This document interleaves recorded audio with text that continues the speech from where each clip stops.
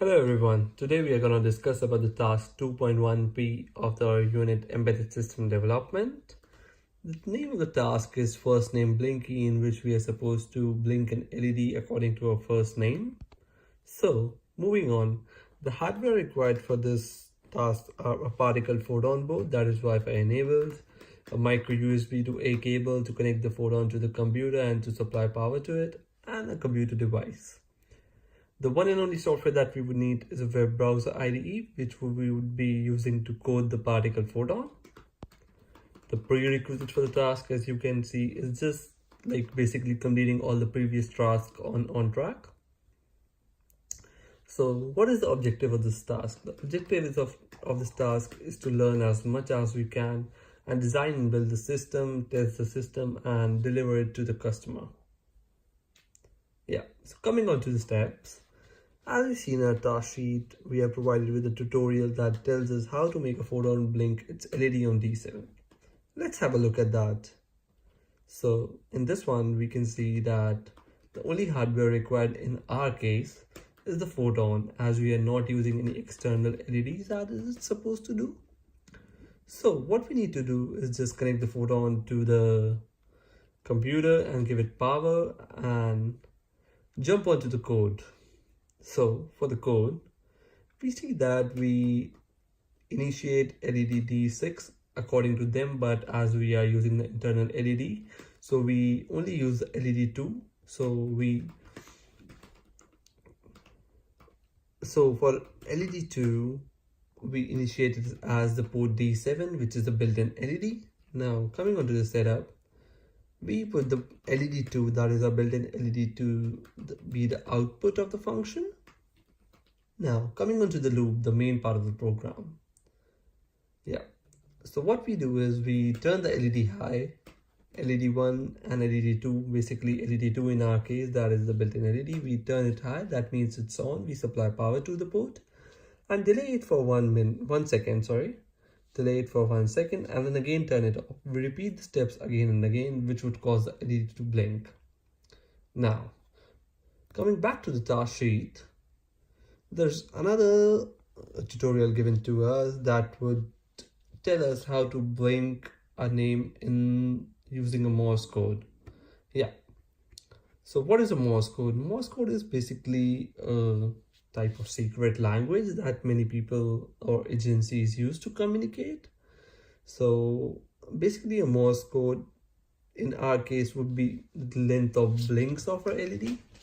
So the dot here would mean a short blink and the dash would mean a long blink. Yeah, so coming back to the tutorial, mentioned given in the task sheet, we see that after we are successful in blinking the LED, we come to a point that says how to control the LED over the internet. So basically it's pretty simple. What we need to do is, as previous, we set up our LEDs, set it out to be the output. Now we declare a particle function. Here we see a particle function that we would be using to turn on or off the LED over the internet using the commands. Yeah, so we initialize the LEDs to low and we create a string command that can be written, and we can know whether the user wants the LED to be on or off. What we do is we see if the user commands to be on, we turn the LEDs on high, that means the LEDs are on, and if the user says the LEDs should be off, we turn it to off, that is low. Now coming back to the task sheet, the aim of our task is to modify that code to blink our last name. So in my case, my last name is Danjona. So coming to my codes, we come to the setup, everything basically same. We set up the LEDs, we initialize them to low, and then we come to the main loop. In the loop, we see that I'm using my first name here, that is Kapish. I write, so for Capiche, I look for the Morse code using the conversion here. I write down everything, every letter and the code for it. So I go back to the web IDE and write the code. So for a short blink, I say the LED to be low for 1 second.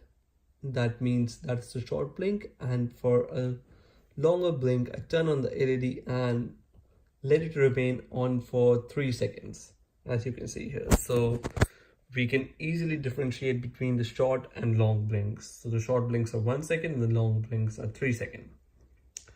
Now coming back to the task sheet.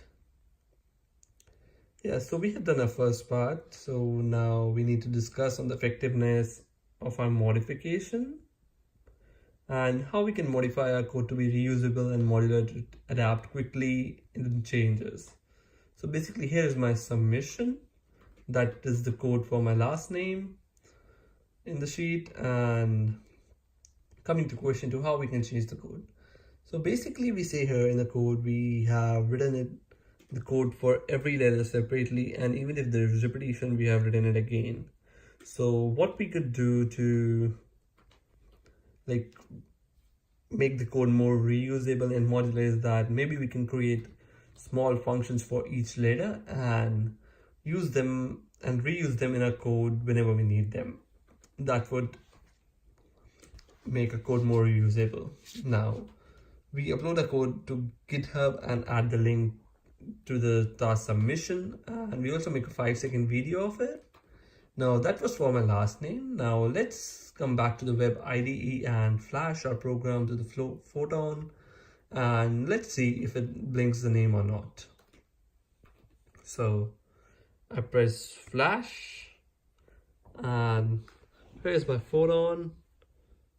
It's flashing the code. As you can see, the light turns purple. The Photon is being updated, and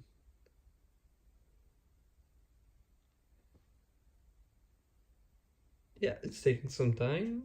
Yeah, it's almost done, and here we go. So it starts. So the first one was a long blink.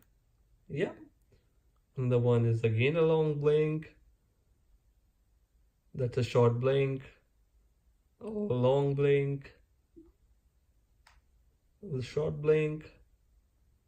A long blink. So we can see that according to our code, we get long blink, short blink, short blink, short blink.